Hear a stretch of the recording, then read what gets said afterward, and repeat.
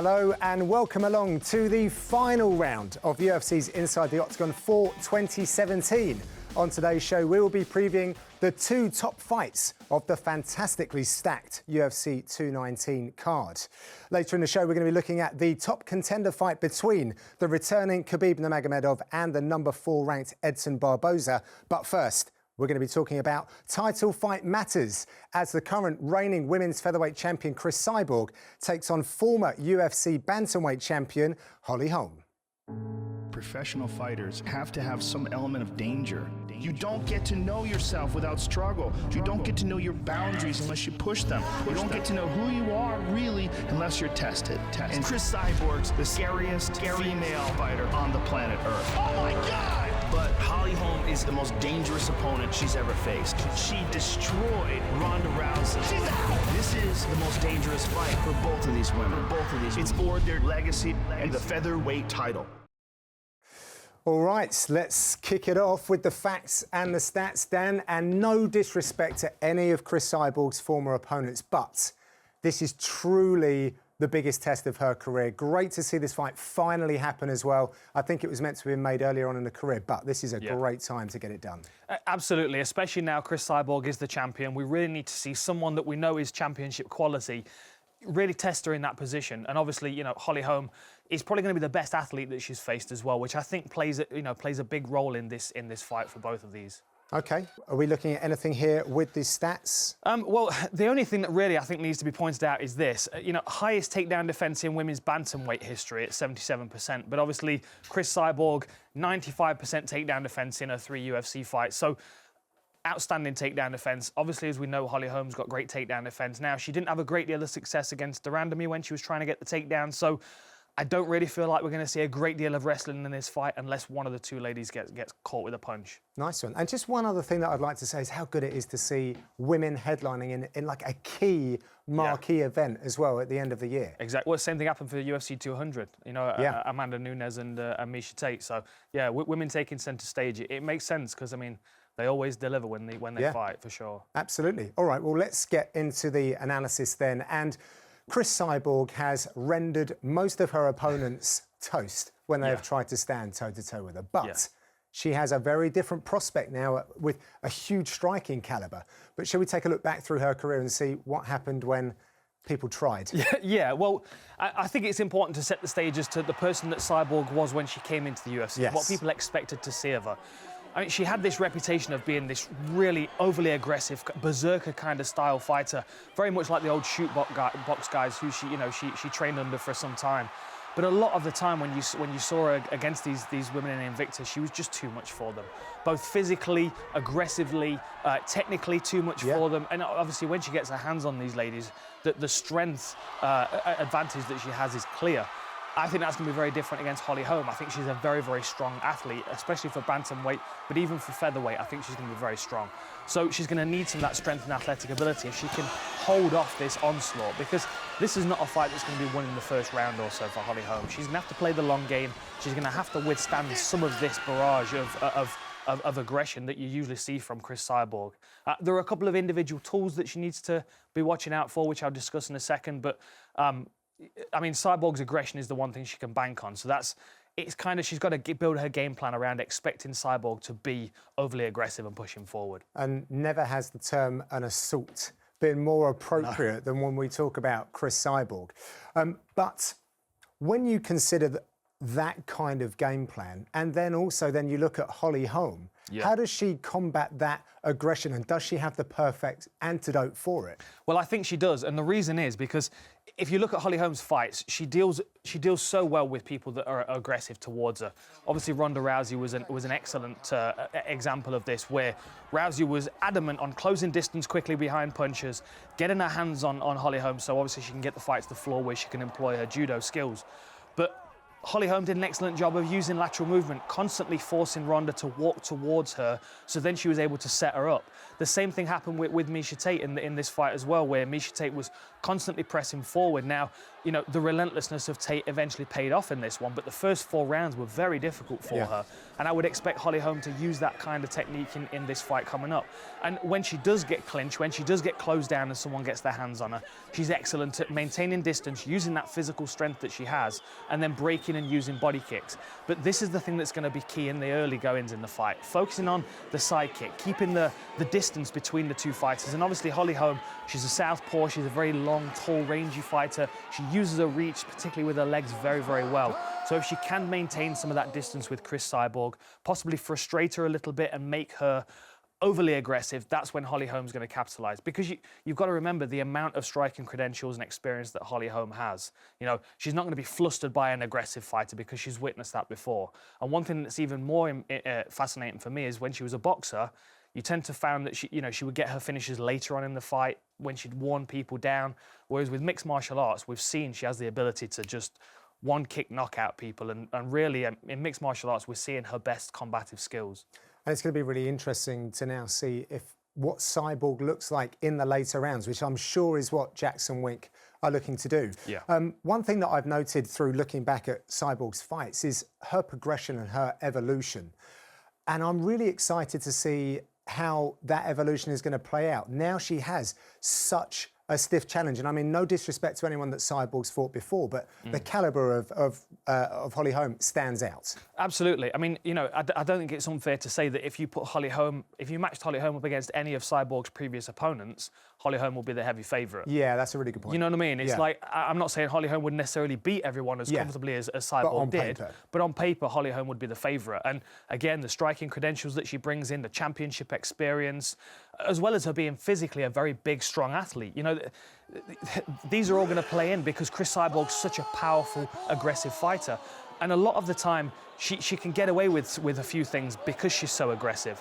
But this, let me just go back and show you this. This slip into the outside right hand that she lands quite a lot. She used it in Invicta very well at the same time. She slips to the outside and she throws like a right hook.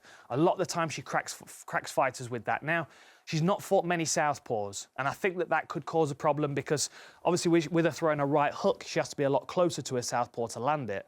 Now, the backhand is excellent fighting southpaws, but you've got to throw it straight, and Cyborg tends to slip to the outside and hook. So if she's going to use that, it's got to be against Holly Holm when she's throwing the jab. She's got to get to the outside of the jab, then she can follow up. But Holly Holm's going to know this, you know what I mean? She's going to be working on those body kicks as well. But this is what we see a lot of the time with Cris Cyborg. She steps heavy on that lead leg. She shifts her head right to the outside. You can see that. Beautiful work, because a lot of the time it gets her head out of danger as well. And because she's slipping to the weak side, the only thing she's really got to worry about when she's past the right hand is a possible leg coming up. But when she closes distance so quickly, she smothers that attack anyway. Do you think that Holly's going to know this, though, because of her boxing credentials? Absolutely. But then at the same time, Holly Holm has been facing boxers, you know, people that throw technique really nicely and cleanly, whereas Cyborg's a little reckless and a little aggressive. So there could be punches coming from different angles, which may be a challenge. So she is going to have to look out for these things. But this punch in particular is a real weapon of Cris Cyborg. The danger is that she starts throwing that over and over again. It becomes predictable. That's where Holly Holm's experience comes into play. But what Holm doesn't want to do is end up getting caught in that buzzsaw kind of combination where she's backed up against the fence, like Landsberg was, and she's just under attack constantly. And what you'll see Cyborg do as well, especially when she sees her opponent start to close their eyes, cover their head, she'll work the body, she'll throw big knees into the midsection, she'll even look at a level change and a takedown. Again, I don't think we're going to see a great deal of wrestling in this fight, but if she hurts Holly Holm and she's getting frustrated because she can't finish, she may look to ground her. Sure. And with that physical power and strength that she has, that's going to be a real battle, because that's where Holly Holm's going to have to use a bit of technique to kind of make up for that deficit. I expect Cyborg to be the stronger fighter, but I think Holly Holm's probably got a better technical advantage in the clinch. Now, obviously, Evinger put up an excellent display of toughness, but was just not able to get into this fight in any way, really. But Evinger was the first real featherweight that we've seen Cyborg face in the Octagon. This was her first featherweight fight in the Octagon. We've seen her at 140 twice. So, I think there's a lot to be gained from that thought process if you're Holly Holm. If you're looking at Tonya Evinger and you're thinking to yourself, well, if Tonya Evinger was as lean and as muscular as Holly Holm, she would be considerably smaller. Right. So again, you know, although Tonya Evinger is tough and durable, she's a great grappler, she didn't have the physicality to deal with Cyborg. And that really, when you're fighting a person like Cyborg, is a part of the game. You have to be a physically strong, conditioned athlete to be able to just withstand what she brings to the table. Huge neck muscles. Exactly, yeah. Because she's going to test, see if you can take those punches, you know. Yeah. And again, no disrespect to Tonya Evinger, but if you look at her in comparison to Holly Holm, Holm is the athlete of the two. And I think when you take that athlete and you give her those kickboxing credentials and that takedown defense, I think she's a really, really interesting test for Cris Cyborg, and probably the first time we're going to really see what Cris Cyborg's made of. And I think to make a beautiful dance, your dance partner needs to be correct. Yep. And again, I think you've touched on it there. Holly Holm is a counter-puncher. Yes, she and is. Cris Cyborg is going to offer her what she wants in a fight, which is tantalising. Absolutely, it's a tailor-made fight for her because, as you said, Holly Holm's a counter fighter. So for her to be on her best, to give her best performance, she relies on someone coming forward aggressively. Right. You know, the other thing with Cris Cyborg that's worth bearing in mind is for her to give her best performance, she needs someone that's going to stand and trade with her. So they've kind of got the opponents that each of them want, and it's just a case of making the best out of the situation. The Holly Holm technical ability, though, is really what sets her aside in a lot of these fights. But she has to get the right kind of stimulus, the right kind of opposition. If she's forcing the pace and chasing her opponent down, she does leave herself vulnerable. She does get impatient, and that can lead to her, you know, leaving herself open. But when she has somebody that comes towards her, she's excellent at starting to, you know, mix up those kicking targets so she can break them down, working the body, catching them in the head. And this lateral movement as well, understanding how to force an overzealous opponent to walk onto things, as we saw with Ronda. Ronda was so adamant on closing distance and getting her hands on it that she was walking onto straight left hands. Holly Holm would circle away, catch her with a straight left hand, caught her with a beautiful elbow early on in the fight, but again, the head kick. Being able to see that opportunity and know where her opponent's going to be. And there was no better example than the Bethe Correia fight. Look how she programs her, constantly chipping at that lead leg, then she starts switching to the body. Now, let me just pause this a second. What she's trying to get Bethe Correia to do here, she's chopping into the leg, so she's trying to get her to sweep with that lead arm. Yep. That takes care of one arm. Okay. Then she starts to chip away at the body, the ribs, the midsection. So then she starts to drop the elbow down to cover the ribs. So now she's become conscious of, she's sweeping for the low and she's blocking for the midsection. And Holly Holm, again, it's that cerebral approach, that programming of her opponent. Every time you can see Bethe Correia, like, there's a confidence that comes with it. It's like, well, I'm catching your low kicks, I'm catching your midsection kicks, what else have you got? She thinks that she's ahead. Exactly. She feels like she's got Holly Holm figured out and she's not vulnerable to her. But then she falls into the trap, which is exactly what Holly Holm was trying to do. And this is absolutely beautiful. Look at that. I mean, Holly Holm's leg comes up straight, the knee comes up straight. So as it's coming through, as she's bringing it through, you can see Bethe, she's sweeping with the lead. She's got the elbow dropped here. So she's covering her chin, but one thing that she's not covering is the top side of her head. And that comes straight over the top. And, I mean, right under the nose. It was a perfect technique. Bethe Correia knew she was done at that point. When she landed on the canvas, she didn't know where she was. I could see from the commentary position that she was dazed. And she put her hand up like, I'm done, I've had enough. You know, it was a beautiful performance. And again, Holly Holm reading her opponent, taking a good 10 minutes in the first part of the fight to program her, to open up those targets for that later opportunity. It was a masterpiece of a finish. If she's going to catch Cyborg with something, she's got to start programming her from the beginning of the fight, though. One last question on that, then. Do you think that Holly Holm has a higher fight IQ than what Cyborg does? And is she going to need to exercise that in order to land those techniques? I think she has a more varied skill set, and I think the reason for that is partly due to the fact that she's spent a lot of time in the boxing ring, multiple-time boxing world champion, several weight classes. Yeah, you know, so understanding different approaches of different opponents, different techniques that they're going to throw, how your skill set fits into theirs, and how you can exploit their weaknesses from that. That transfers over. Just having that ability to read your opponent, whether you've only got hands to use or you can use the full mixed martial arts skill set. That recognition of those opportunities are there, and Holly Holm's been building on that for a long time. And then the other thing, the difference is, if you're Cris Cyborg, you're used to getting in there and just smashing your opponent to pieces. Like she's not even concerned what's coming back. Often she's walking through punches as she's landing her own to get the fight finished. Whereas Holly Holm doesn't have that single punch knockout power. She doesn't have that physical dominating style. So when she's in there, she has to be more technical. She has to draw on her coaching ability, on all the work that she's done at the Jackson Wink camp. So I do think she has a broader skill set, and I think she's going to have to draw on that broad skill set to balance out the aggression of Chris Cyborg. Yeah. Excellent. Love it. Love it. I love it. But now we're going to focus our attention on an equally exciting fight. It is the classic undefeated wrestler versus one of the most lethal strikers to ever step into the octagon. Edson Barboza possesses a style that is as feared by opponents as it is revered by its fans. On the back of a 3-fight win streak, the Brazilian is now on the cusp of title contention.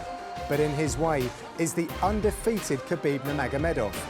The Russian wrestler has been plagued by injuries, but now has his eyes firmly set on making a statement in his return and confirming his status as the #1 contender. Another fight that I'm really excited about, Dan. Let's pull up the facts and the stats, take a look at these two contenders. So, I thought that Nurmagomedov was only after Tony Ferguson or Conor McGregor. Looks like he's happy to face Edson Barboza, the man with the only man to finish a fighter with leg kicks twice. Twice, yeah. That's disgusting. One of the most devastating strikers that we've ever seen in mixed martial arts. I mean, I'm a huge fan of Edson Barboza and his style, but as well as Khabib. I mean, you know, he has such a dominant style and obviously unbeaten as well. I mean, that is a huge credential to bring to the octagon. You know, having said that, I like an unbeaten record, but what I see there is I see 19 wins and 4 lessons. You know what I mean? It's the old John Kavanagh thing. 19 wins and 4 lessons. It's the old John Kavanagh thing, exactly. You know, he's learnt a lot from those four losses. It's forced him to, you know, move to different camps, to work with the likes of Mark Henry and Frankie Edgar and guys that are going to help him get the win over Khabib in this fight if it's going to happen. I mean, we know how dominant Khabib is, but something that we need to point out as well is, you know, the takedown defense of Edson Barboza. And what's amazing, almost 87%. He's only 4th in the lightweight division, which shows you, you know, how good the takedown defense is in this division. Yeah. Which then goes to show you how good Khabib's takedown ability is if he's able to ground these lightweights that have got, you know, such incredible takedown defense. I mean, it is by far one of them, probably the most difficult division in the UFC. Yeah, yeah. And these two are perfect representatives of that. And just to touch on Khabib not getting a title shot, I've got to see him on the scales at 155 before we put him in for a title shot. Yeah. And I really think, you know, with the activity that we've seen from Barboza, he deserves to be up there alongside Khabib. So this is the fight that makes sense. Before we get into the meat of the analysis, given their respective styles, 5-inch reach advantage for Barboza, do you think that's a... I think, I mean, it's going to be a benefit if he can use it. Obviously, you know, as soon as Khabib closes that distance down, that 5 inches is irrelevant. And those shorter, powerful arms are going to be a benefit in the clinch. But, you know, Barboza, if he can make the most of those 5 inches, he can punish him from a distance. OK, well, let's talk about Khabib first and foremost then. And looking back through his career, he is evolving. Yes. And his striking game, although unorthodox, I think he and his team have found elements about his weirdness that they've embraced, and it's made him really quite successful with. Yeah. Well, I mean, they have, as you said, they've embraced the weirdness in his style. It's a very unorthodox style of fight, and if you look at his early UFC fights, you can actually see the developments that he's made. He was very untidy in the beginning.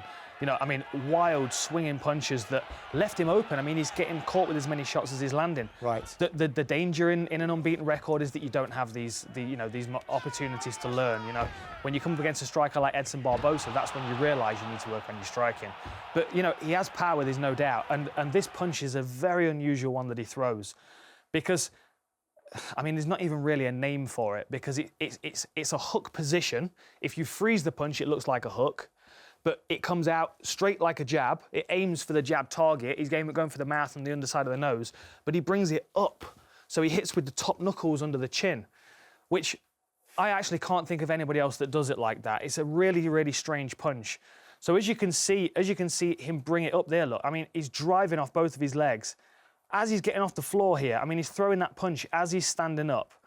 So as Belarus is stepping, bang, it comes right under his chin. It lifts his chin up. Now, the benefit in throwing the punch like that for Khabib, who's a wrestler, is he's looking at level changing. So anything where he's going up and down and up and down, he's going to force his opponent to try and decide which target to defend first. Do you defend the punch? Do you defend the takedown? Yeah. Obviously, a priority when you're facing Khabib is defend the takedown, which is why the punch is left open. But what I find fascinating about it is that the angle at which this punch comes from makes it very difficult to block. Bang, I mean, that's under his chin. I mean, obviously he didn't have his guard up, but if we look at the next fight against Thiago Tavares, you can see it there where Thiago Tavares is covered. I mean, this was a clean knockout. Look at that. He goes down. It must be hard to see when you're throwing from the hip. Absolutely, absolutely. And if you see the position that Tavares is in as the punch lands, I mean, if it was a jab, his chin's tucked. If it was a hook, his arm's up. But because of this weird Khabib uppercut hook punch that he throws, it just finds its way through. I mean, his hands are up. As soon as he sees the punch coming, he tucks his chin. But the punch comes inside his guard and up under the chin. It's a really, really unusual punch. And if you think, a striker like Barboza, who's used to dealing with high-level strikers, guys like, Frankie Edgar and Eddie Alvarez, guys that throw orthodox-style punches, you kind of get into the habit of blocking regular punches, whereas when somebody comes with something so unorthodox like that, it can catch you unawares, and that's really the danger that Barboza's got to be watching out for, especially because he knows if it lands, even if it doesn't hurt him, there's a level change coming immediately. Yes. And obviously we know Khabib does his best work once he's got his hands around you. Yeah. And again, the body lock is something that he's got to be concerned about because, as we know, Barboza loves those spinning techniques, and every time you turn, the safest thing to do if you're fighting an opponent that does that is to step forward. Yes. In Taekwondo, we would hip check, push them off balance, stifle the kick. But if you're Khabib, you step in and you lock that body, and then you start doing what you want with them. I remember that we spoke about this in the past, and Khabib has a development of his muscles around his shoulders, which actually aid the power from that kind of upwards shot, which I know you're going to come up with a name for, just over the festive period. Yeah, I'll be thinking about this non-stop, to be honest, over Christmas. It's an uppercut hook is basically what it is. But it's a technique that I've not seen anybody else throw, which is really, really unusual to see Khabib, who's got such a strong skill set, start to exploit his striking abilities in other ways. But then, you've got someone that's aggressive, that plants on that front foot, that lifts with the punch, that level changes, and what do? You just take their front leg away. You destroy their wheels. You take away that mobility. And Barboza is by far the best person in the sport of mixed martial arts at doing this. Breaking down his opponents, being able to not only see his opportunities to hit that leg, but to do it safely as well, to not expose himself. This is beautiful. I'm going to slow this down and show you it, because this is the kind of thing that makes my hair stand up on end, because I love these techniques. This is a very Miguel Cotto kind of head movement. I love it. So watch this against Gilbert Melendez, veteran of the sport, has faced some of the best strikers in the game. Just watch this. Watch this beautiful work. Barboza stings him with a jab. He knows there's something coming back. He rolls underneath it, catches him with a lead hook. So as Melendez has just took the hook on the nose, his weight comes off his lead leg, and immediately Barboza chops into that thigh. It's stunning work. It's really, really beautiful combination striking. Exactly what I would expect from someone that trains with Mark Henry.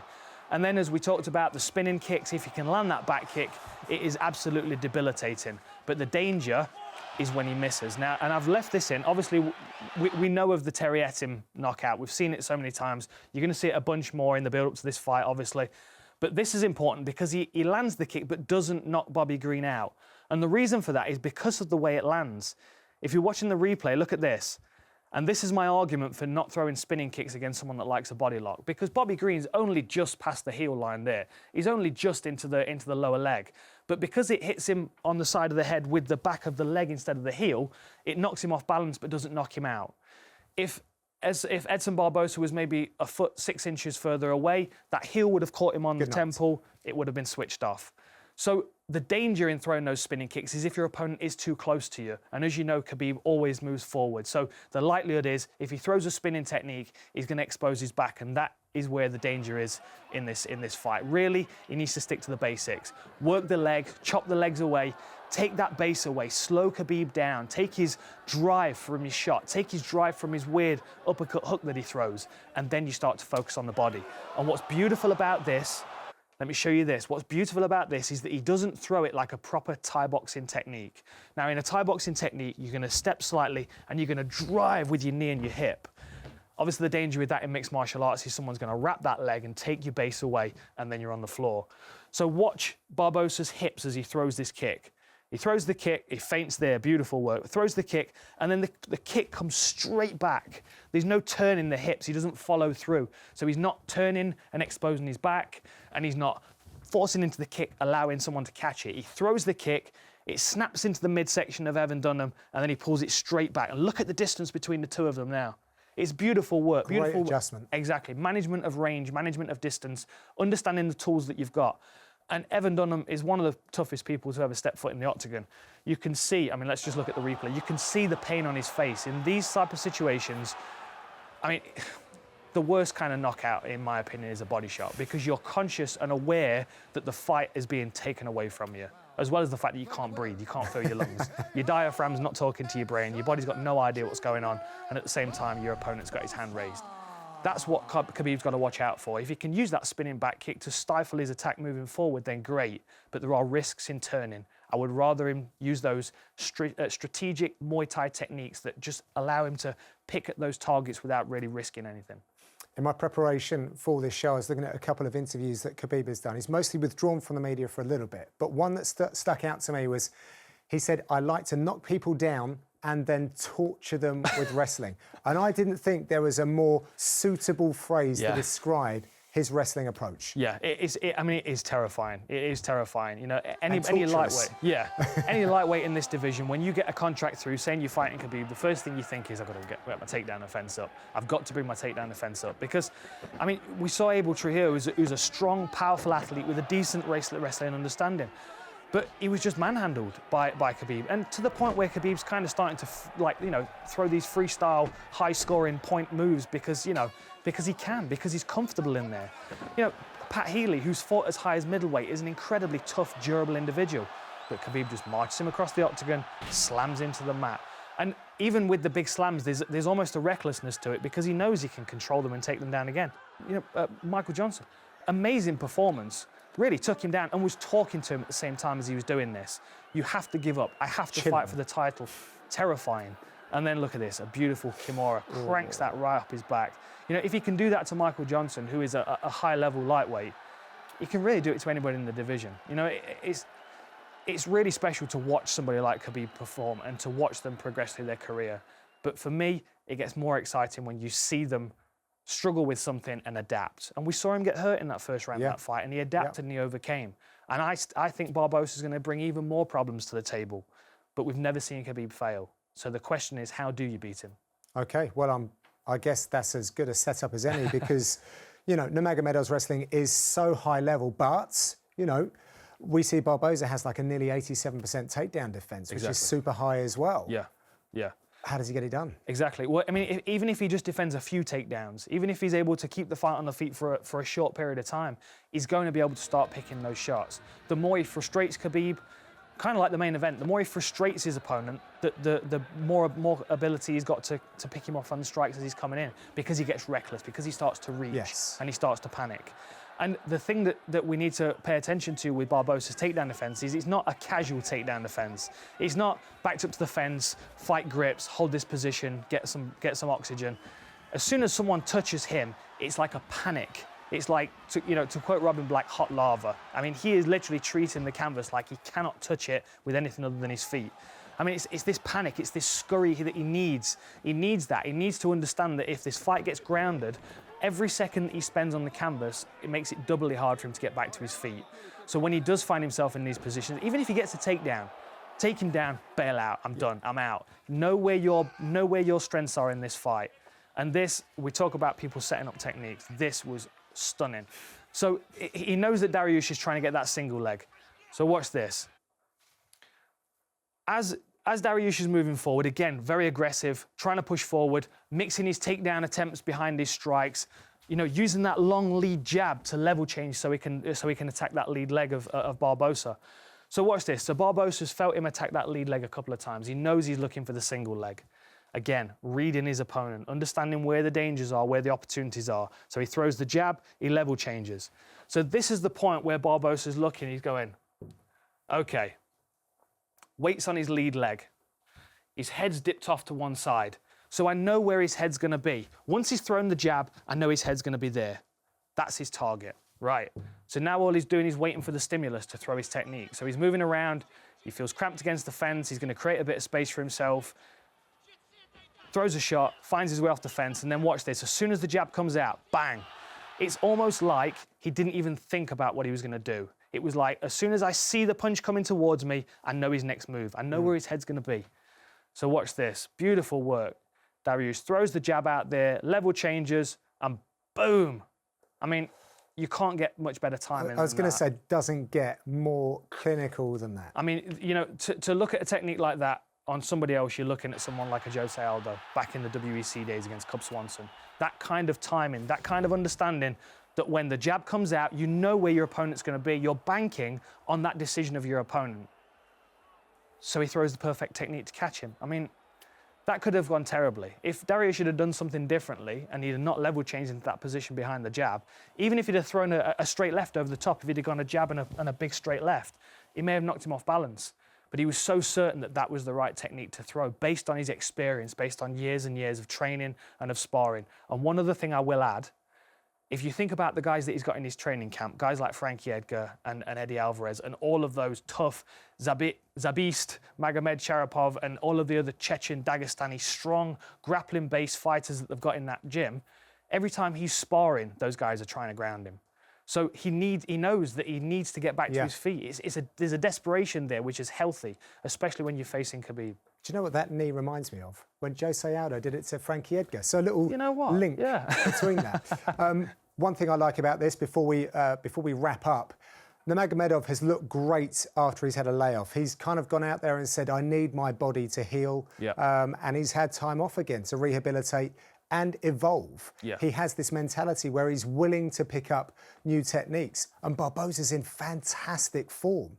Guy sets this up one brilliantly. Yeah, I mean, the person that wins this is the obvious contender for the title. You know, Khabib, if he gets a win here, you can't deny it, especially if he makes weight cleanly. If he gets on the scales at 155, which would be my goal if I was in his position, prove everybody, I'm on weight, I'm ready for a title shot. Because, you know, to get a title shot, you have to be trusted to be consistent as a champion as well. You know, it's a responsibility to be a champion. And Khabib has not yet really shown that he has that ability to step on the scales every time. Whereas Barboza, without a doubt, is, you know, the consummate professional. Yeah, great stuff. On a lighter note, we wish you guys a very, very happy new year. Thank you very much for all the support in 2017. And we are delighted to say that we will be back in 2018. Enjoy the fights at UFC 219. Keep the conversation going using the hashtag InsideTheOctagon. Once again, happy new year. We'll see you soon.